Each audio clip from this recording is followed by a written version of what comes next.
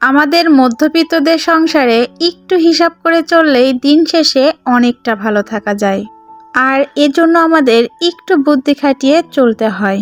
নমস্কার বন্ধুরা, আমি তৃপ্তি, বাংলাদেশি ব্লগার তৃপ্তি চ্যানেলে সবাইকে স্বাগত জানাচ্ছি নতুন একটি লাইফস্টাইল ব্লগ ভিডিও দেখার জন্য। এই ইন্ট্রোর কথাটা আমার একটা ভিডিওতে আমাদের মিম আপু কিন্তু বলেছিল, দিদি ভাই তুমি যখন এই কথাটা বলো না, শুনতে অনেক ভালো লাগে। তো আজকে হঠাৎ আপুর কথা মনে পড়ে গেল, তাই বলে দিলাম ভিডিওর শুরুতেই। আমাদের বগুড়াতে কিন্তু হঠাৎ করে 2 দিন যাবৎ অনেক ঠান্ডা পড়েছে, তাই সন্ধ্যায় চা আর ঝালমুড়ি মাখা দিয়েই আজকের ভিডিওটা শুরু করলাম।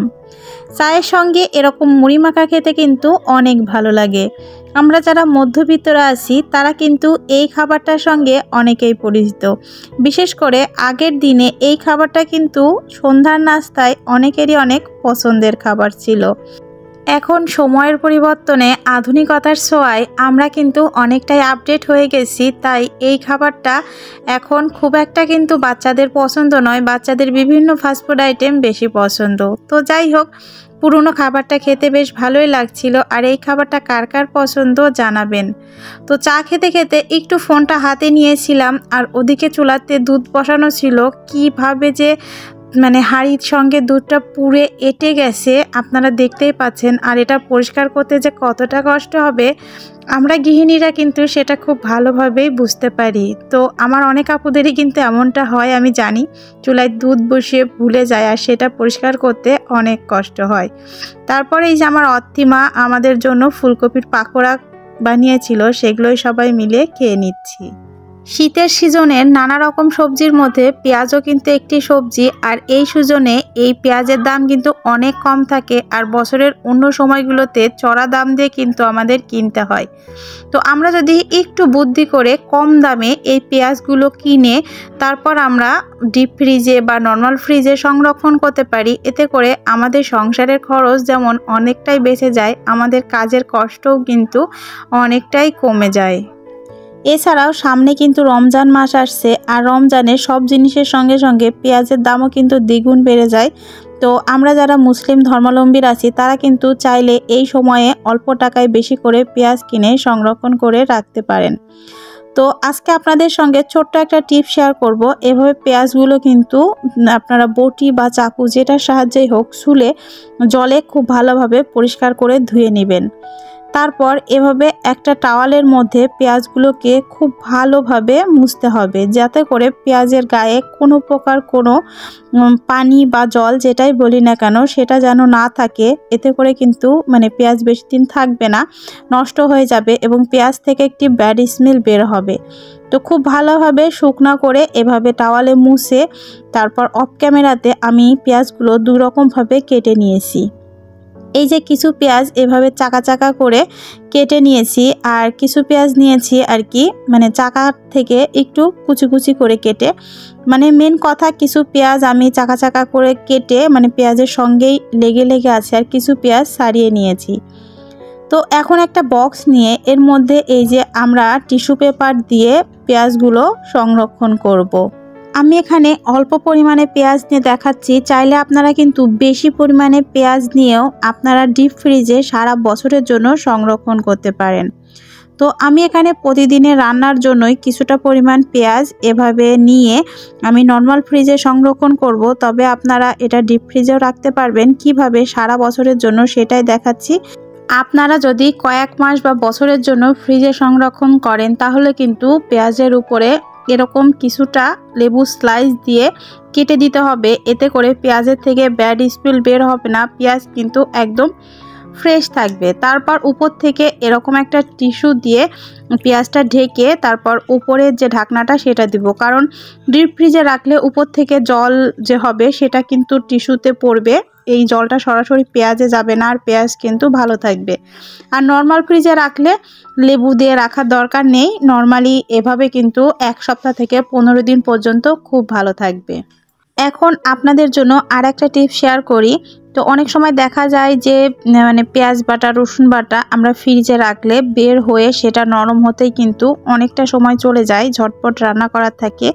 তো আপনারা যদি এভাবে একটু সরিষার তেল আর তার সঙ্গে একটু লবণ দিয়ে এটা ডিপ ফ্রিজে রেখে দেন, বা নর্মাল ফ্রিজেও কিন্তু 15 থেকে 20 দিন খুবই ভালো থাকবে।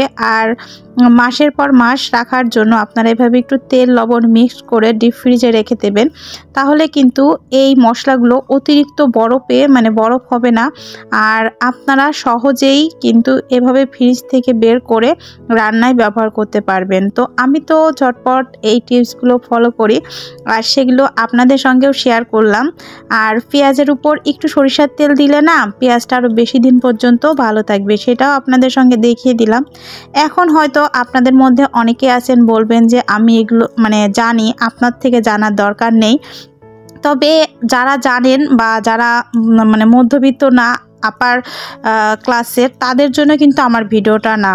আমার ভিডিওটা নতুন গৃহিণী যারা জানে না, সংসার জীবনে প্রথম, এবং যারা মধ্যবিত্ত বেশি টাকায় পরবর্তীতে জিনিস কিনতে হয়, তাদের জন্য সংসারের একটু হলেও সেভ হবে। যদিও এর টেস্ট একদম অরিজিনাল যেরকম হয় সেরকম থাকবে না, একটু তো চেঞ্জ হবেও, কিন্তু তারপরেও আমরা যারা মধ্যবিত্ত তাদেরকে এতটুকু তো ভেবে চলতেই হবে।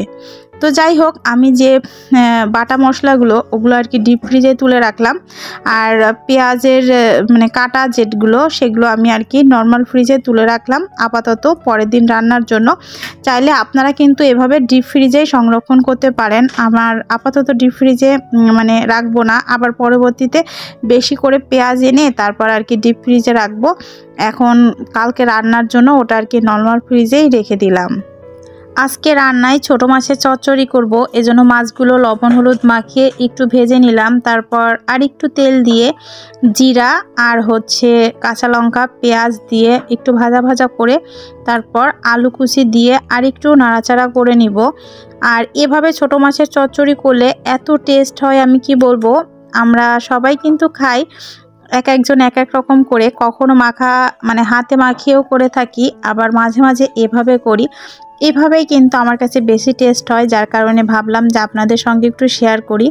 আর এখন শীতের দিন টমেটো যে কোনো সবজিতে দিলে কিন্তু অনেক বেশি টেস্ট হয়, বিশেষ করে ছোট মাছে টমেটো দিলে কিন্তু বেশি টেস্ট হয়। তো আমি আলু টমেটো গুলো ঢেকে ঢেকে খুব সুন্দর করে ভেজে নেব। আর এদিকে পেঁয়াজ রসুন আদা বাটা জিরা বাটা লঙ্কা বাটা কাঁচা লঙ্কা বাটা এগুলো দিয়ে আমি আর কি একটা যে নিরামিষ সয়াবিনগুলো হয় না, এগুলোই রান্না করছি। তো প্রথমে কিন্তু সয়াবিনটা সেদ্ধ করে ভেজে নিয়েছি, আলুটাও ভেজে নিয়েছি। তারপর মশলাটা ভালোভাবে কষিয়ে তারপর সয়াবিনটা দিয়ে খুব ভালোভাবে কষিয়ে জল দিয়ে কিছুটা পরিমাণ কষিয়ে নিয়ে তারপর আবার জল দিয়ে হালকা একটু কষিয়ে তারপর নামিয়ে রাখবো।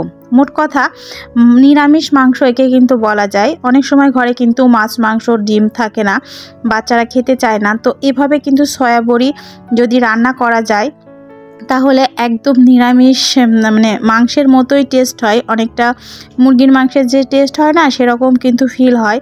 তো আপনারা কেউ সয়াবড়ি খান কি না, আর কে কিভাবে এই সয়াবড়িটা খান একটু কমেন্টে জানাবেন। এভাবে একবার হলেও মাংসের মতো করে সয়াবড়িটা আপনারা রান্না করে দেখবেন, খুবই ভালো হয় কিন্তু খেতে।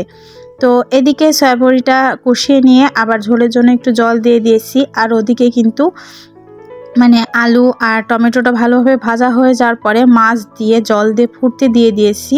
ঠিক নামানোর আগ মুহূর্তে আমি আর কি কিছুটা পরিমাণ ধনে পাতা দিয়ে এভাবে নাড়াচাড়া করে আর একটু জল শুকিয়ে নেব। আমার কাছে আবার এই যে ছোটো মাছের চচ্চড়িটা না একটু শুকনো শুকনো আঠালো আঠালো যখন তেল ছেড়ে দেয় এইভাবে খেতেই ভালো লাগে। তো অলরেডি কিন্তু আমার এই ছোটো মাছের এই চচ্চড়িটা হয়ে গেছে। আর এদিকে কিন্তু এই যে সয়াবিনের যে তরকারিটা আর কি এটাও কিন্তু হয়ে গেছে। তো দুইটা রান্নাই কিন্তু অসম্ভব ভালো ছিল। অনেক সময় কিন্তু বাচ্চারা ছোটো মাছ খেতে চায় না, তো এভাবে রান্না করে দিলে কিন্তু বাচ্চা বড় সবাই খুব পছন্দ করবে।